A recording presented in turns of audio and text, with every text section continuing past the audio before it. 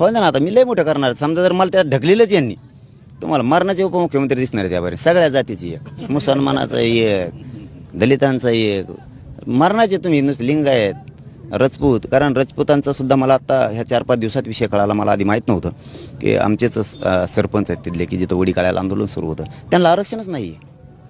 एका राजपूत बांधवाला आणि एका नाही, ही भेद का? त्यांनाही दिलं पाहिजे आरक्षण.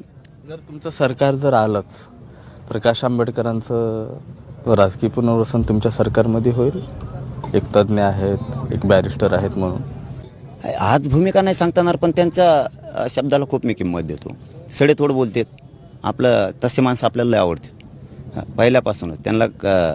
त्यांनी जे काय सूचना करतील ते मी प्रत्येक वेळेस ऐकत असतो आणि ते सांगतसुद्धा असतील. त्यामुळे त्यांचा सडेतोडपणा, स्पष्टपणा बोलण्याचा आवडतो. पण आता पुढं मीच आणखीन जी भूमिका घेतली नाही तर आत्ताच काय सांगून हो ना.